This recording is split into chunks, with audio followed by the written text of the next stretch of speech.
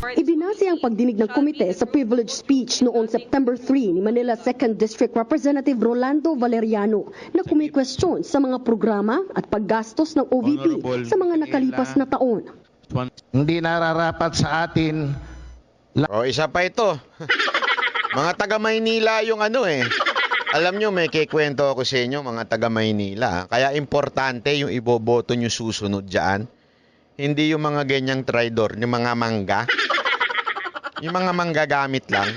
Wag. Kaya ako, kung ako sa inyo, kaya't pansinin nyo, mga lahat ng mga kongresista, o si Abante, yan. O, at saka yung si Chua, o, mga kongresista yan, ha, na todo-todo sip-sip dito sa kanilang among si Romualdez. O, kahit si Hani Lacuna, o, di ba, ganun din. Sumisip-sip din yan, o, kay Romualdez. Naging bata kasi sila ni Romualdez, eh. Siyempre, alam mo, nung nabalitaan nilang babalik na si Yorme, para sa pagka-mayor, nangatog ang mga yan. Nangatog talaga silang lahat. Kasi, una-una, pinabayaan nila Maynila. Nababoy uli ang Maynila. Iniwan sa kanila ni Yorme yun ng maayos. Iniwan sa kanila ni Yorme yun na napakaganda. Iniwan sa kanila ni Yorme yun na matino. Tapos wala pang tatlong taon, nababoy ang Maynila. Kaya nag-decide si Yorme na bumalik. Di umano. Pero alam naman natin, babalik na yun. Kaya nag-decide na pipilitang bumalik sa Maynila dahil sa nawala, nasira, nababoy ang Maynila dahil sa mga to. Tapos ngayon, dahil sa nangangatog na sila, ayan, kumapit sila sa patalim. Kanino? Walang iba kung hindi doon sa amo nilang si Romualdez. Dahil nga, di umano, syempre, kailangan ng, alam nyo na. Lagay nyo na lang dyan. Ano kailangan nila? Kaya sila sumisip-sip kay Romualdez? Isulat nyo dyan. I-comment nyo. Kayo na mag-comment. Siyempre, pag nasa administrasyon ka, nandun ang, alam mo na. Kampanya pa naman, magastos. So, kailangan sumipsip. Lalo na't siya'y nag-aambisyon na maging Pangulo. Ang ayaw magsabi kung saan ginastos ang pondo ng bayan. Hindi sa ayaw magsabi eh. Ito yung mga mapanlinlang eh. Ito yung mga sinungaling. Alam nyo kung bakit? Hindi naman sa sinabing ayaw niya. Ilagay nyo sa tamang forum. Kaya nga meron tayong husgado eh. Kaya nga yung kaso nasa Supreme Court na yung issue dun sa COA. Ang problema kasi sa inyo walang sapat na para siya ay magdepensa ng kanyang sarili. Kasi kayo, bago kayo magtanong, husga muna. Husga muna, bago ninyo talaga alamin kung ano yung totoong nangyari. At tandaan ninyo, abogado si VP Sara Duterte. The real right platform or forum, ay walang iba kung hindi sa husgado. Ano man paulit-ulit niya sinasabi, regarding the confidential funds, nandun na yung kaso sa Supreme Court. Respetuhin natin ang Supreme Court. Kasi kayo, halatang-halatang for publicity. Halatang-halatang sumusunod kayo sa script na siraan ang imahe ni VP Sara Duterte para sa susunod na eleksyon, yung amo ninyo ang bumango. Sa madaling salita, style nyo bulok. Yung style ninyo na pabanguhin, yung mabantot na amo ninyo, ay dudumihan ninyo si VP Sara Duterte. Amoy na namin yung kabantutan nyo. Gago! Wag nga kami. Tuloy. Sino ba talaga ang pinaglilingkuran niya? Baka naman ang boss niya ay humaharang sa bangka ng mga Pilipinong... Ayan, alam natin yung mga script na yan. Yung lagi nila idinidikit sa China. Ikaw, sino ba talaga pinaglilingkuran mo, boss? Taong bayan ba o tumbong ni Romualdez? Yung totoo. Sino pinagsisilbihan mo? Taong bayan ba o tumbong ni Romualdez? Isda o ang mga promotor ng Pogo. Kita nyo na. Ganyan nun sila mambaboy ng tao. Isipin mo paano sa inyo ng matino at kakausapin kayo ng matino, eh, nasa utak nyo na. Nasa utak nyo na. Hinusgahan nyo na eh. Tama si Bibi Sara Duterte. Hinusgahan nyo na yung Ale bago pa kayo gustong malaman yung mga katotohanan. Hinusgahan nyo na hawak siya ng China. Hinusgahan nyo na hawak siya ng Pogo. Tapos tatanungin nyo pa, ba't pa kayo nagtanong? Tama, mali. Nagtanong pa kayo, hinusgahan nyo naman na. Gumawa na kayo ng konklusyon nyo. Pagdinig, may buwelta riyan si VP Sara.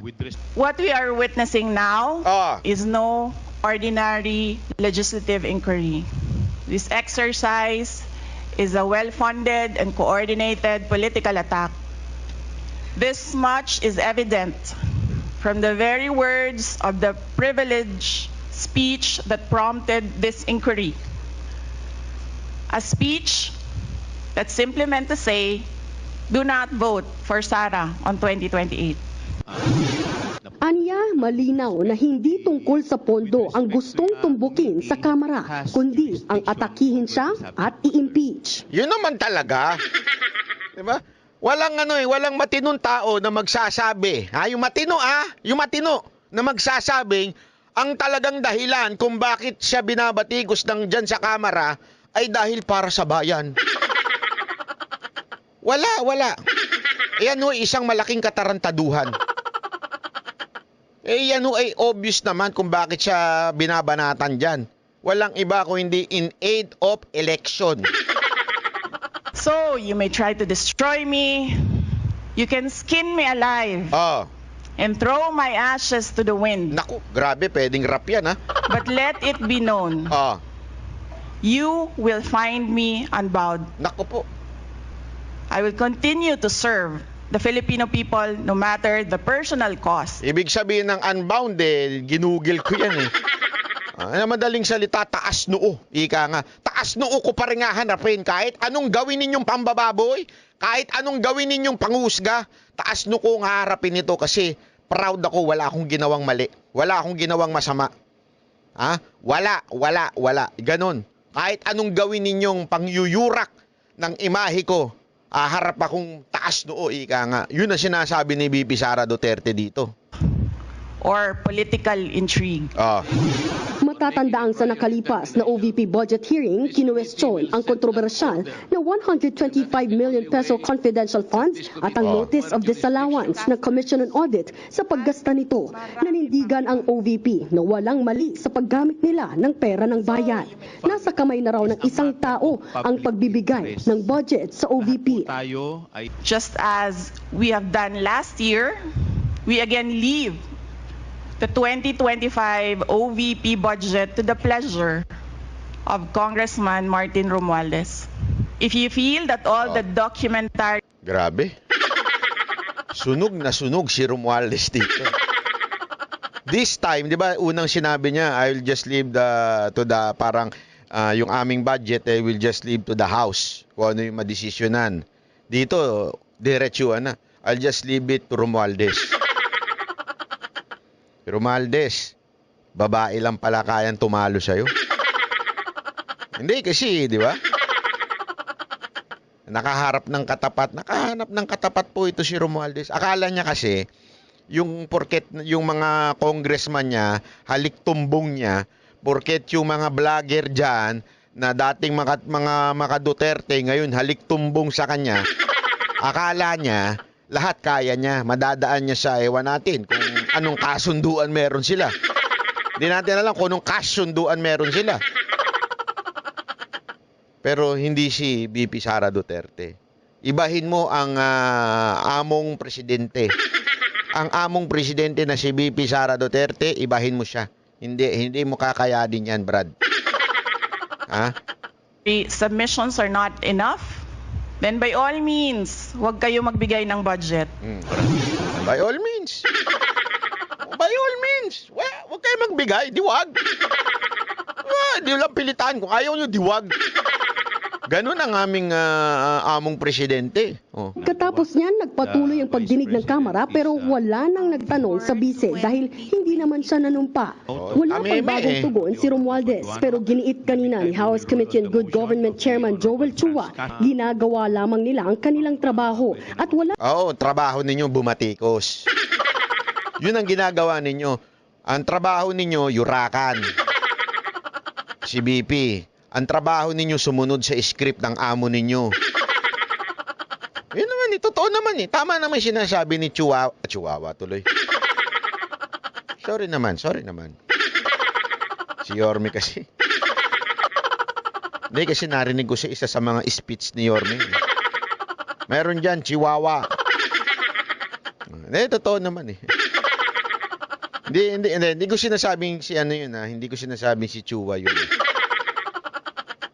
Hindi kasi alam yung katangian ng Chihuahua? Yung sobrang ingay. Dati nagkaroon kami ng Chihuahua eh. Ganun. Ha? Totoo naman sinabi ni Chua na sumusunod lang siya sa trabaho niya. Ano ba trabaho niya? Yun ang tanong dun eh. Tama siya dun sa sumusunod lang ako sa trabaho ko. Ano ba trabaho mo? Ano bang binigay sa yung trabaho ni Romualdez? naman siyang naririnig na tungkol sa impeachment. Kita nyo? Alam mo, ito malalim nitong mga ganito-ganito ni BP Sara Duterte. Hindi ito ganito. Malalim itong mga hakbang-hakbang niya. Ginawa niya talagang pinuntahan niya doon. Yung si Chua, pinuntahan niya si Gloria, pinuntahan niya si Marcoleta, at inikot niya. Hindi, ito walang biro ito. Baka akala ninyo, simpleng pagpunta lang niya yung ganyan-ganyan. Ayan po ay tinatawag niyang flexing yan. Alam niyo yung, hindi, alam mo kasi, merong ano yan merong analogy yan. 'Di ba tayo, yung halimbawa, yung mga aso, 'di ba? Yung mga alpha dog, yung mga lalaki, 'di ba? Ihi sila ng ihi. Kasi ibig sabihin nun, akin 'to, teritoryo ko 'to, kaya ganun sila 'di ba? Tapos yun yung ganun. Meron tayong ganyang klaseng meron tayong ganyang ugali Ibig sabihin part siya ng ating kaugalian na pag pinuntahan mo, akin na 'to, akin 'to. Oh, eto akin na 'to. Yan ang ginagawa ni BP Sara Duterte ngayon. Pinakikita niya, sa inyo to? Sige, puntahan kita dyan, lapitan kita. Sa inyo tong lugar na to? Kayo, siga dito? Sige, puntahan kita dyan, lapitan kita. Oh. Yan, maniwala kayo sa akin kaya, naku, sabi ko sa inyo, natameme. Natameme dito ang Congress. Pahiya na naman sila dito. Vice President Sara Duterte. Sa tanong, kita nyo, yan ang mga hindi man lang pinansin itong isang to. Eto, tapang-tapangan din tong maman to Dati kasi alam ko, dating general to Dating police officer, akala niya papansinin siya Dare-diretso si BP kung dadalo pa ba si Vice President Sara Duterte sa susunod na pagdinig ng Good Government Committee, depende pa raw ito sa naging resulta ng pagdinig ngayong araw. Samantala, hindi pa rin tiyak kung dadalo ang bise sa plenary debates para sa budget ng OVP na nakatakda sa September 23. Nagbabalita mula Eto, pakita muna natin Ito. Yung sa oath-taking. Tingnan nyo kung ano yung banat ni BP Sara Duterte dito. Grabe. Magugulat ka talaga. Iba talaga to si BP Sara. Mataas. Alam mo, nung una kasi, alam naman natin, syempre, di ba? Si BP Sara Duterte, nung una, marami sa kanyang humahanga. It's because anak siya ni Pangulong Rodrigo Roa Duterte na isang malupit na Pangulo. Isang malupit na mayor. All along, alam lang nating mga si BP Sara Duterte ang masasabi nating the only person na pag pinalitan si Pangulong Duterte ay maaaring mahigitan pa yung kanyang trabaho. Yan ang pagkakilala natin sa kanya. Ano ibig sabihin? Nung si Pangulong Rodrigo Roa Duterte ang dating mayor ng Davao, gumanda Davao, mahigpit.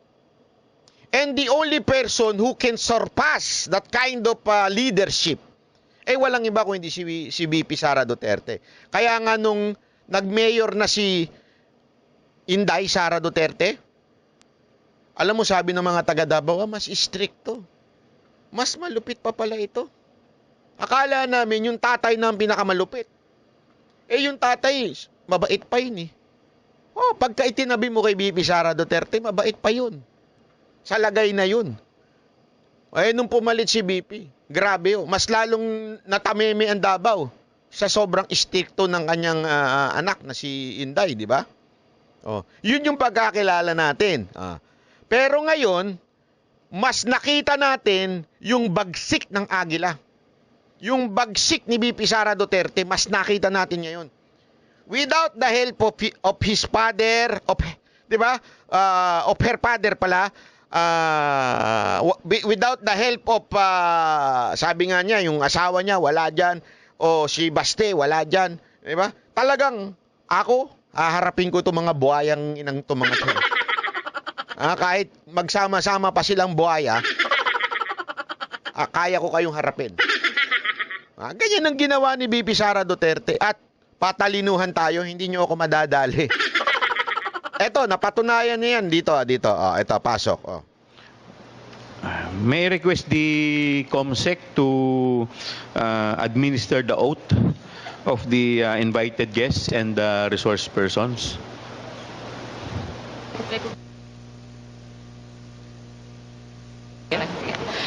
Thank you, Your Honor. To all the resource persons invited, kindly stand up and raise your right hand, please. Representatives and resource persons from the Office of the Vice President, COA, and DBM po. Kita nyo? Si BP Sara Duterte, nag-iisip lang. Kita nyo? Office of the Vice President, COA, and DBM po. Thank you. Thank you. Mr. Chair. Yes, the Honorable Yes, Vice when you President. sent a letter to the Office of the Vice President, you attached a copy of the rules Okay. in aid of legislation. Yes po. Yes, sir. Mali ang sagot mo kagad, Brad. Di ba? Nung nagpadala ka ng invitation, it's in aid of legislation. Anong sabi mo? Yes po. In aid of legislation. Nakalagay po doon na witnesses lang po ang ino-oath. Sabi niyo po ngayon sa amin, resource persons kami. Ang ano po, considered as resource person po. Ang ano po? Ang ano Kayo po? Kaya nga po. Yes po. Lahat po ino-oath po. Yes. Apo. Nakalagay Sabi niya. Di ba ang ino-oath lang ay yung witness at kami po ay resource person? Ang ino-oath yung ano po. Yung ano po yun? Sige, sabihin mo. po sa rules ninyo, witnesses. Ayon sa inyong rules, mantakin mo mas alam pa ni BP Sara Duterte yung rules nila kesa sa kay Chua. Hello!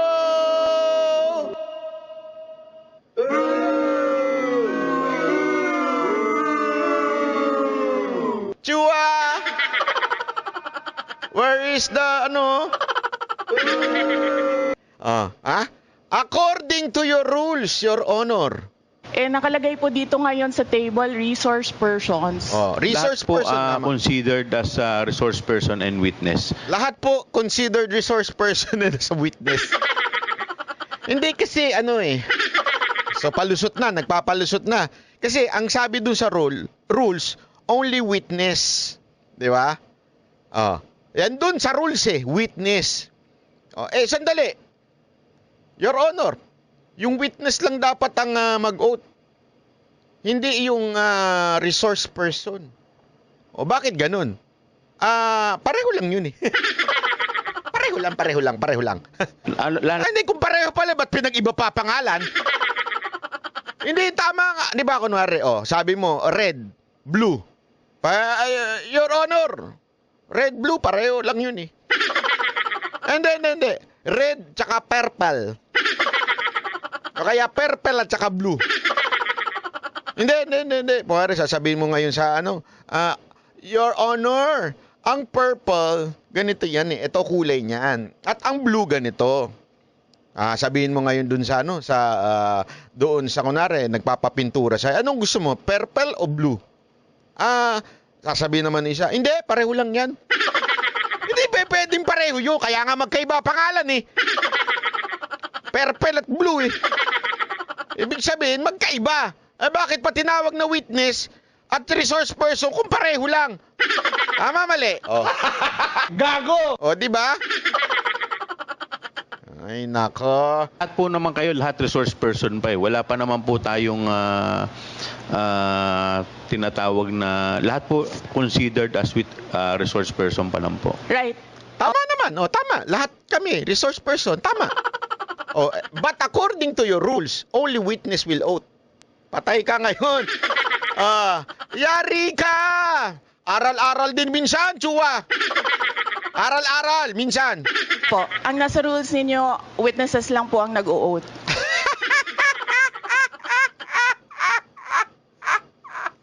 Kawawang nila lang. Kung ako dito, uwi na ako. Uwi na ako sa palda ng asawa ko. Hindi, kung ako dito. Hindi kasi hindi. Oo naman eh. Resource person lang kayo. Hindi kayo witness. Huwag kayo mag-alala. Resource person lang kayo. Sabi ni BP, Sir, Your Honor, according to your rules, only witness ang nag-o-oath, hindi ang resource person. Only witness ang nag-o-oath. Kung gusto mo, baguhin mo yung rules nyo. Yan ang problema sa inyo, gagawa-gawa kayo ng rules, tapos hindi nyo alam. Diba? Gagawa-gawa kayo ng rules, tapos maggagawa kayo ng ibang rules para sundan. Ano to? Wala po kayong rules sa resource persons.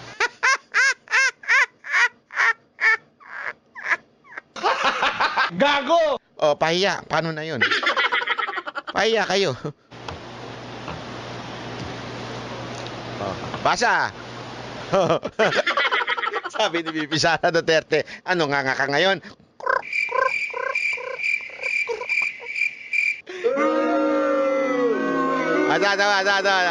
Sabayan natin ang music to. Ulit. Right. Opo. Ang nasa rules ninyo, witnesses lang po ang nag-o-oath. Wala po kayong rules sa resource persons.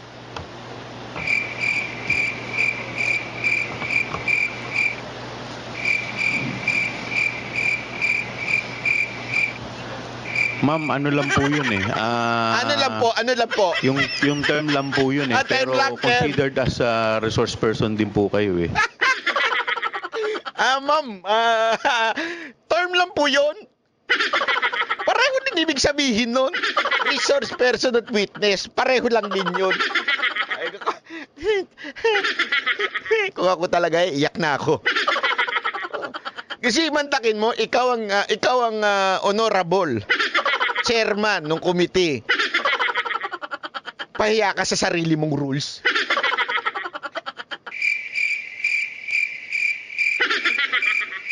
Kuya! Mag-resign ka na lang kaya? Mag-resign ka na lang, palitan ka na lang ni BP Sara Duterte. Mas alam niya yung rules kaysa sa'yo eh. Hindi pa pwedeng pareho yun. Napaka-importante ng mga term. Alam niyo ho ba sa batas? Pag tumingin kayo ng batas, kasi ako, alam mo, napipilitan ako mag-aral ng batas eh. Totoo, walang biro. Sa batas, sa mga Republic Act, ganito, na andyan yung mga definition of terms. Bakit? Kasi pwede ma-misinterpret eh. Kung ano ibig sabihin ni ganito, ng ganitong word. Kaya nandun nakasulat mismo yung definition of terms. Para walang kasi importante batas yan eh. Kailangan detalyado kung ano yung ibig sabihin pag ginamit itong salitan to. Kaya nakalagay yan dyan sa simula, sa mga Republic Act. Kaya nakasulat yan, definition of terms. Pag sinabing public official. Pansinin nyo kasi binasa ko yung Code and Conduct of a Public Official. Nakalagay doon, ano yung public official? Terms, definition of terms, public official, nakalagay dyan. Importante kasi yun. Kasi pwedeng, ano ibig mo sabihin public official? Ibig sabihin yung mga nasa public lang. So mga nasa private, hindi na. mga private which is kundi kasi may mga private na private company na under ng government yung so nakasulat talaga doon. Oh, ibig sabihin ng public official, yung elected lang o appointed lang, nakalagay doon. Very specific the definition of terms. In every law, including yung mga rules nila, it should have a definition. So kung magpareho lang yung witness and resource person, delete nyo na lang yan, burahin nyo na yan. Ginagago nyo lang ang rules pa kayo.